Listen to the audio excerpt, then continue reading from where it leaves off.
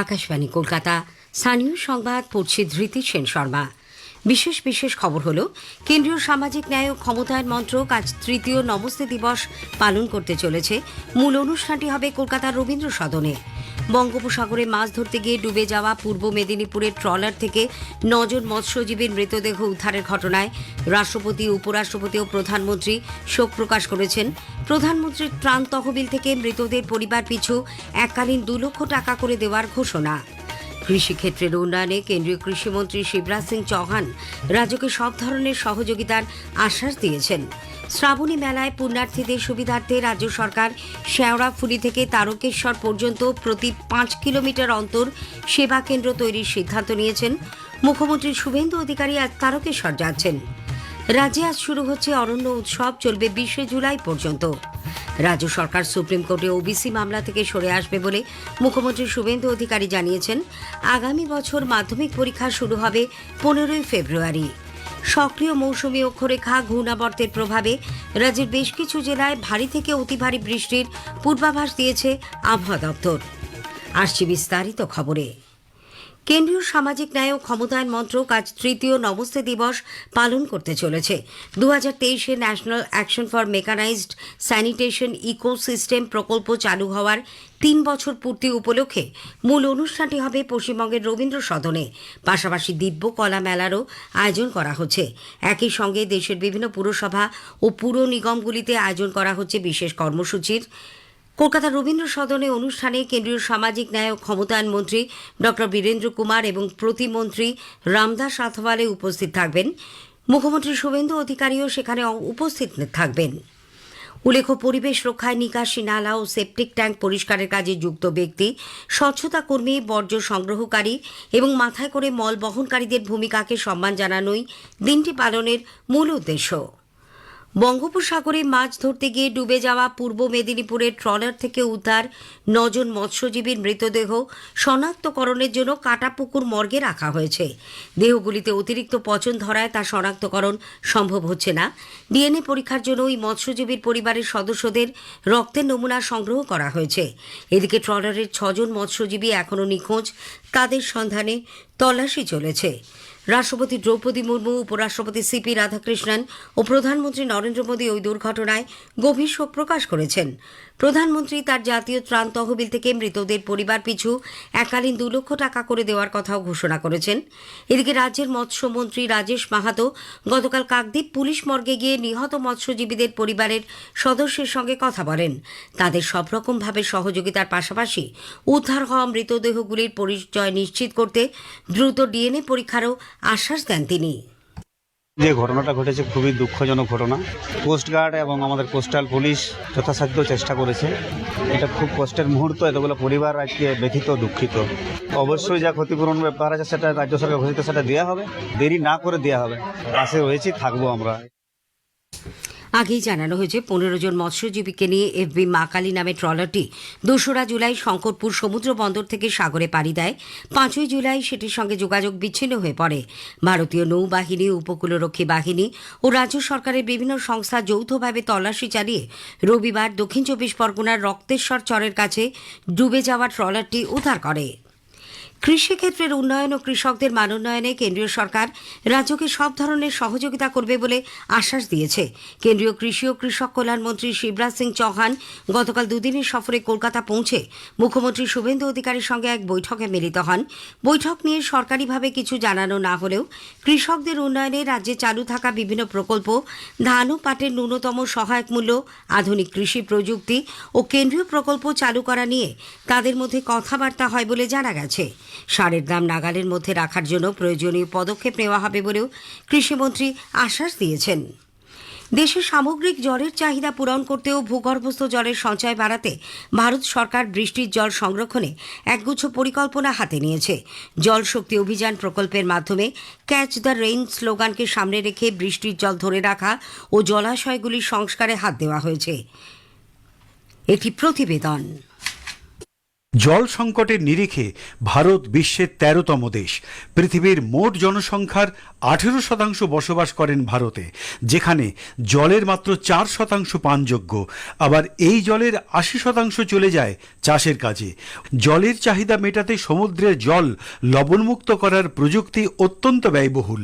তাই বিজ্ঞানীরা বলছেন, সরকারি প্রকল্পের পাশাপাশি বৃষ্টির জল সংরক্ষণে ছোট ছোট নাগরিক উদ্যোগ দেশে বৈপ্লবিক পরিবর্তন আনতে পারে।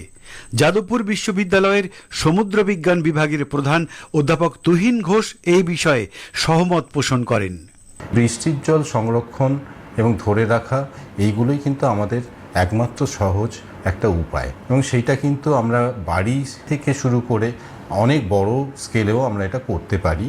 আগামী দিনে জলসংকট এমন একটা জায়গায় যাবে যে তৃতীয় বিশ্বযুদ্ধটা জল নিয়েই হবে। সেখানে দাঁড়িয়ে আমাদের কাছে একটা সহজ বিকল্প হচ্ছে এই বৃষ্টির জল ধরে রাখা, সংরক্ষণ করা। অভিজিৎ চক্রবর্তী, আকাশবাণী সংবাদ, কলকাতা। আজকের প্রসঙ্গের এবারের বিষয় বিকশিত ভারতের লক্ষ্যে ক্ষুদ্র মাঝারি শিল্প। ন্যাশনাল স্মল ইন্ডাস্ট্রিজ কর্পোরেশন লিমিটেডের আঞ্চলিক জেনারেল ম্যানেজার ডক্টর অনুপম গায়েনের সঙ্গে কথা বলেছেন অভিজিৎ চক্রবর্তী। অনুষ্ঠানটির প্রথম পর্ব শোনা যাবে আজ রাত ৮টায় গীতাঞ্জলি প্রচার তরঙ্গে, ডিটিএইচ বাংলা পরিষেবা ও সোশ্যাল মিডিয়া প্ল্যাটফর্মে। স্থানীয় সংবাদ শুনছেন আকাশবাণী কলকাতা কেন্দ্র থেকে। এবছর শ্রাবণী মেলায় পুণ্যার্থীদের সুবিধার্থে রাজ্য সরকার হুগলির শেওড়াফুলি থেকে তারকেশ্বর পর্যন্ত ৩০ কিলোমিটার দীর্ঘ রাস্তার প্রতি ৫ কিলোমিটার অন্তর সেবা কেন্দ্র তৈরির সিদ্ধান্ত নিয়েছে। মুখ্যমন্ত্রী শুভেন্দু অধিকারী গতকাল নবান্নে রথযাত্রা উপলক্ষে আয়োজিত সমন্বয় বৈঠকে একথা জানান। জলপাইগুড়ির জলপেশ, আলিপুরদুয়ারের জয়ন্তী এবং তারকেশ্বর মন্দিরে জল ঢালতে আসা ভক্তদের জন্য পুলিশি সহায়তা কেন্দ্র, অস্থায়ী স্বাস্থ্য শিবির ও বিশ্রামের জায়গা থাকবে বলেও তিনি জানিয়েছেন। তারকেশ্বর মন্দিরকে সাজিয়ে তুলতে ১৫ কোটি টাকা খরচ করা হবে। এবারে শ্রাবণ মেলা শেওড়াফুলি থেকে তারকেশ্বর যাওয়ার পথে প্রতি ৫ কিলোমিটার অন্তর অন্তর সেবা কেন্দ্র স্থাপন করছে সরকার, এবং তারকেশ্বর ধামে আমরা প্রায় ১৫ কোটি টাকার কাজ করছি। আমরা ৩টি ক্ষেত্রকে বিশেষভাবে এই জলযাত্রী যারা শ্রাবণ মাসে যাবেন বেছে নিয়েছি। পুলিশের সহায়তা ক্যাম্প এবং রেস্ট প্লেস আমরা সে ব্যবস্থাও করেছি। শ্রাবণী মেলার প্রস্তুতি খতিয়ে দেখতে মুখ্যমন্ত্রী আজ তারকেশ্বরে যাবেন। রাজ্যে আজ শুরু হচ্ছে অরণ্য উৎসব, চলবে ২০শে জুলাই পর্যন্ত। বন দপ্তর সূত্রে জানা গেছে, পশ্চিমবঙ্গকে আরও সবুজ, পরিবেশ বান্ধব ও টেকসই করে তোলার লক্ষ্যে সরকার এবছর ১ কোটিরও বেশি চারাগাছ রোপণের সিদ্ধান্ত নিয়েছে। মুখ্যমন্ত্রী শুভেন্দু অধিকারীর নেতৃত্বে অরণ্য উৎসব শুধুমাত্র একটি বৃক্ষরোপণ কর্মসূচি নয়, চিরস্থায়ী উন্নয়নের সুদূর প্রসারী দৃষ্টিভঙ্গির প্রতিফলন বলেও উল্লেখ করা হয়েছে। এদিকে অরণ্য সপ্তাহ উপলক্ষে কলকাতা পুরসভার পক্ষ থেকে বৃক্ষরোপণ কর্মসূচি নেওয়া হয়েছে। একটি গাছ মায়ের নামে বৃক্ষরোপণের এই প্রচার কর্মসূচি পালিত হবে পুরসভার অন্তর্গত সবকটি বড় এলাকায়। রাজ্য সরকার সুপ্রিম কোর্টে ওবিসি সংরক্ষণ মামলা থেকে সরে আসবে বলে মুখ্যমন্ত্রী শুভেন্দু অধিকারী জানিয়েছেন। বিকাশ ভবনে গতকাল শিক্ষা দপ্তরের সঙ্গে পর্যালোচনা বৈঠকের পর তিনি বলেন, পূর্বতন সরকার ওবিসি সংরক্ষণ নিয়ে জটিলতা তৈরি করেছিল।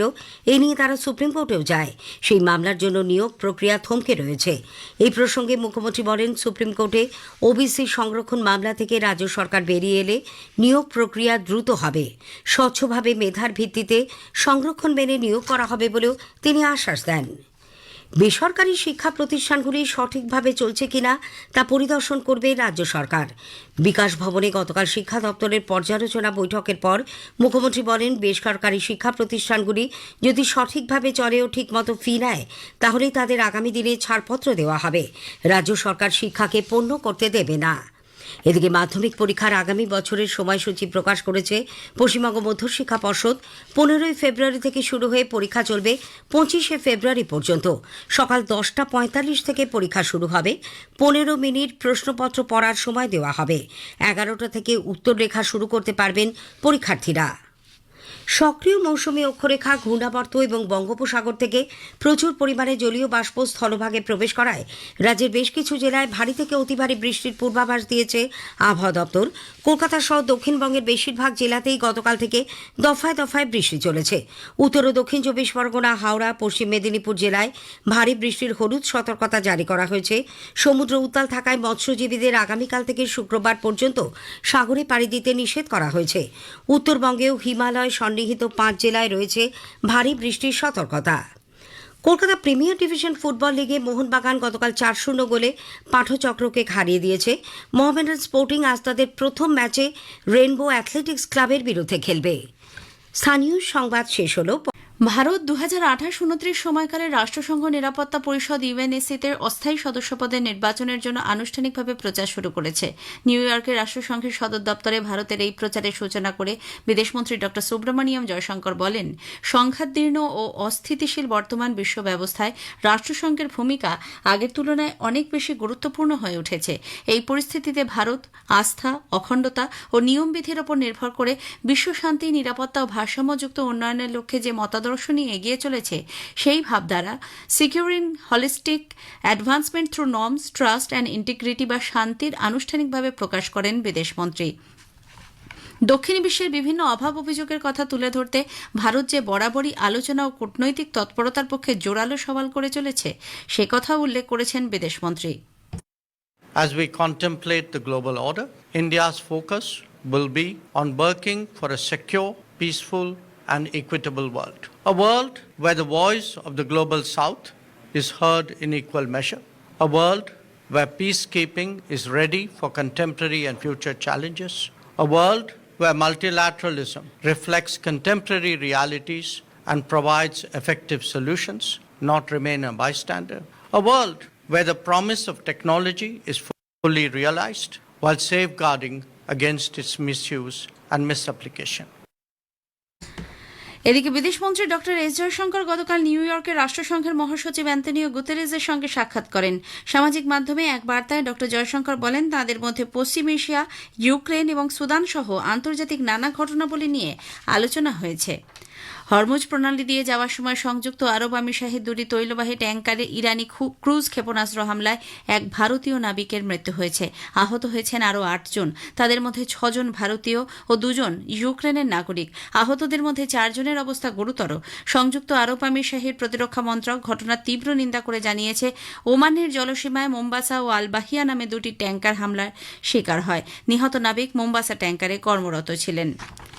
এদিকে মার্কিন রাষ্ট্রপতি ডোনাল্ড ট্রাম্প জানিয়েছেন, হরমুজ প্রণালী দিয়ে যাওয়া ইরানের জলযানগুলির ওপর আমেরিকা তাদের প্রতিরোধ অব্যাহত রাখবে এবং সামুদ্রিক নিরাপত্তার মূল্য বাবদ ওই জলপথে চলাচলকারী পণ্যবাহী জাহাজগুলির ওপর 20% অর্থ ধার্য করা হবে।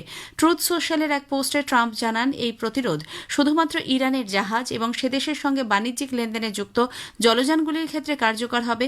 অন্য দেশের বাণিজ্যিক জাহাজ অবাধে ওই জলপথে যাতায়াত করতে পারবে। এদিকে মার্কিন সেনাবাহিনী বলেছে, আজ থেকে ইরানের বন্দরগুলির ওপর অবরোধ শুরু করবে তারা। হরমুজ প্রণালী দিয়ে যাওয়া জাহাজগুলির ওপর ইরানের হামলার ফলে নতুন করে তৈরি হওয়া উত্তেজনার মধ্যেই এই ঘোষণা।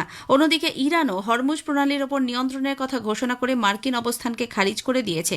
কেন্দ্রীয় সদর দপ্তরের মুখপাত্র ব্রিগেডিয়ার জেনারেল ইব্রাহিম জোলফাঘির জানিয়েছেন, কোনো অবস্থাতেই আমেরিকাকে হরমুজ প্রণালীর বিষয়ে হস্তক্ষেপ করতে দেয়া হবে না।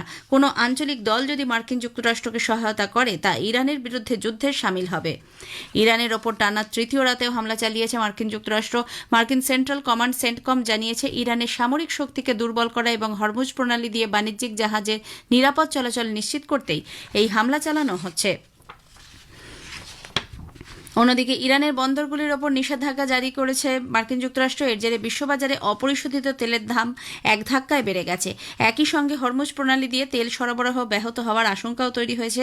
আন্তর্জাতিক বাজারে অপরিশোধিত তেলের দাম 9.6% বেড়ে ব্যারেল প্রতি $83.30 পৌঁছেছে। দেশে সামগ্রিক জলের চাহিদা পূরণ করতে ও ভূগর্ভস্থ জলের সঞ্চয় বাড়াতে ভারত সরকার বৃষ্টির জল সংরক্ষণে একগুচ্ছ পরিকল্পনা হাতে নিয়েছে। জলশক্তি অভিযান প্রকল্পের মাধ্যমে ক্যাচ দ্য রেইন স্লোগানকে সামনে রেখে বৃষ্টির জল ধরে রাখা ও জলাশয়গুলির সংস্কারে হাত দেওয়া হয়েছে। একটি প্রতিবেদন। জল সংকটের নিরিখে ভারত বিশ্বের ১৩তম দেশ। পৃথিবীর মোট জনসংখ্যার ১৮% বসবাস করেন ভারতে, যেখানে জলের মাত্র ৪% পানযোগ্য। আবার এই জলের ৮০% চলে যায় চাষের কাজে। জলের চাহিদা মেটাতে সমুদ্রের জল লবণমুক্ত করার প্রযুক্তি অত্যন্ত ব্যয়বহুল। তাই বিজ্ঞানীরা বলছেন, সরকারি প্রকল্পের পাশাপাশি বৃষ্টির জল সংরক্ষণে ছোট ছোট নাগরিক উদ্যোগ দেশে বৈপ্লবিক পরিবর্তন আনতে পারে। যাদবপুর বিশ্ববিদ্যালয়ের সমুদ্র বিজ্ঞান বিভাগের প্রধান অধ্যাপক তুহিন ঘোষ এই বিষয়ে সহমত পোষণ করেন। বৃষ্টির জল সংরক্ষণ এবং ধরে রাখা এইগুলোই কিন্তু আমাদের একমাত্র সহজ একটা উপায়, এবং সেইটা কিন্তু আমরা বাড়ি থেকে শুরু করে অনেক বড় স্কেলেও আমরা এটা করতে পারি। আগামী দিনে জলসংকট এমন একটা জায়গায় যাবে যে তৃতীয় বিশ্বযুদ্ধটা জল নিয়েই হবে।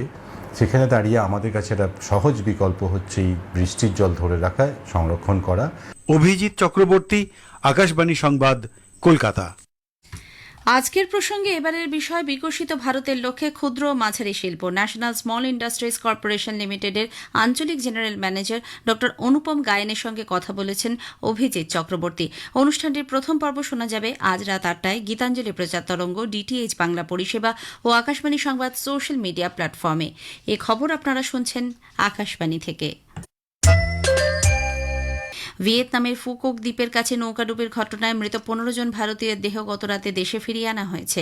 ভিয়েতনামে ভারতের দূতাবাসের পক্ষ থেকে এক বার্তায় জানানো হয়, হোচিমিন শহর থেকে ভিয়েতনাম এয়ারলাইন্সের মাধ্যমে একটি বিমানে করে মরদেহগুলি মুম্বাইয়ে নিয়ে আসা হয়। সেখান থেকে অন্ধ্রপ্রদেশ, কেরালা, তামিলনাড়ু সরকার পর্যটকদের দেহ সংশ্লিষ্ট রাজ্যে পৌঁছানোর ব্যবস্থা করবে। বঙ্গোপসাগরে মাছ ধরতে গিয়ে ডুবে যাওয়া পূর্ব মেদিনীপুরের একটি ট্রলার থেকে ৯ মৎস্যজীবীর মৃতদেহ উদ্ধার হয়েছে। ৬ জন এখনও নিখোঁজ, তাদের সন্ধানে তল্লাশি চলছে। ১৫ জন মৎস্যজীবীকে নিয়ে এফপি মাকালি নামে ট্রলারটি ২রা জুলাই শঙ্করপুর সমুদ্র বন্দর থেকে সাগরে পাড়ি দেয়। ৫ই জুলাই সেটির সঙ্গে যোগাযোগ বিচ্ছিন্ন হয়ে পড়ে। ভারতীয় নৌবাহিনী, উপকূলরক্ষী বাহিনী ও রাজ্য সরকারের বিভিন্ন সংস্থা যৌথভাবে তল্লাশি চালিয়ে দক্ষিণ ২৪ পরগনার রক্তেশ্বর চরের কাছে ডুবে যাওয়া ট্রলারটি উদ্ধার করে। ট্রলারের কেবিন থেকে উদ্ধার হওয়া ৯ জন মৎস্যজীবীর দেহ দক্ষিণ ২৪ পরগনার সীতারামপুরে নিয়ে যাওয়া হয়। রাষ্ট্রপতি দ্রৌপদী মুর্মু, উপরাষ্ট্রপতি সিপি রাধাকৃষ্ণন ও প্রধানমন্ত্রী নরেন্দ্র মোদী ওই দুর্ঘটনায় গভীর শোক প্রকাশ করেছেন। প্রধানমন্ত্রী তাঁর জাতীয় ত্রাণ তহবিল থেকে মৃতদের পরিবার পিছু এককালীন ২ লক্ষ টাকা করে দেওয়ারও ঘোষণা করেছেন। কেন্দ্রীয় সামাজিক ন্যায় ও ক্ষমতায়ন মন্ত্রক আজ ৩য় নমস্তে দিবস পালন করবে। National action for mechanized sanitation ecosystem প্রকল্পে চালু হওয়ার ৩ বছর পূর্তি উপলক্ষে দিনটি পালিত হবে। এই উপলক্ষে মূল অনুষ্ঠানটি হবে পশ্চিমবঙ্গে কলকাতার রবীন্দ্র সদনে। আসামের কয়েকটি জেলায় বন্যা পরিস্থিতি আরও গুরুতর আকার ধারণ করেছে। টানা বৃষ্টির জেরে কামরূপ ও শহরাঞ্চলেও জল জমে জনজীবন ব্যাহত। এর মধ্যেই ভারতীয় আবহাওয়া দপ্তর আজ ও আগামীকাল রাজ্যের কয়েকটি জেলায় ভারী বৃষ্টির পূর্বাভাস দিয়েছে। বার্মিংহামের এজবাস্টনে ৩ ম্যাচের একদিনের ক্রিকেট সিরিজের প্রথম খেলায় ভারত আজ ইংল্যান্ডের মুখোমুখি হবে। খেলা শুরু হবে ভারতীয় সময় দুপুর ৩:৩০। এই সিরিজে অভিজ্ঞ ব্যাটার বিরাট কোহলি ও রোহিত শর্মার প্রত্যাবর্তনে ভারতীয় ব্যাটিং আরও শক্তিশালী হয়েছে। একই সঙ্গে প্রধান পেসার জসপ্রীত বুমরাও দলে ফেরায় বোলিং বিভাগে বাড়তি শক্তি নিয়ে নামছে শুভমান গিলের নেতৃত্বাধীন দল। ফিফা ফুটবল বিশ্বকাপে আজ প্রথম সেমিফাইনালে ফ্রান্স স্পেনের মুখোমুখি হবে। টেক্সাসের ডালাস স্টেডিয়ামে খেলা শুরু হবে ভারতীয় সময় রাত 12:30টায়। কোয়ার্টার ফাইনালে ফ্রান্স মরক্কোকে হারিয়ে এবং স্পেন বেলজিয়ামকে হারিয়ে শেষ 4-এ পৌঁছেছে। দুই দলই টুর্নামেন্টে অপরাজিত রয়েছে। আগামীকাল দ্বিতীয় সেমিফাইনালে আর্জেন্টিনা ইংল্যান্ডের বিরুদ্ধে খেলবে। ফাইনাল খেলা রবিবার নিউ ইয়র্কে। শেষ করার আগে খবরের বিশেষ কিছু অংশ আরও একবার। ভারত ২০২৮-২৯ সময়কালে রাষ্ট্রসংঘ নিরাপত্তা পরিষদে অস্থায়ী সদস্যপদের নির্বাচনের জন্য আনুষ্ঠানিকভাবে প্রচার শুরু করেছে। হরমুজ প্রণালী দিয়ে যাওয়ার সময় সংযুক্ত আরব আমিরশাহীর 2টি তেলবাহী ট্যাঙ্কারে ইরানি ক্ষেপণাস্ত্র হামলায় এক ভারতীয় নাবিকের মৃত্যু হয়েছে, আহত আরও 8 জন। ফিফা ফুটবল বিশ্বকাপে আজ প্রথম সেমিফাইনালে ফ্রান্স স্পেনের মুখোমুখি হবে। খবর শেষ হলো।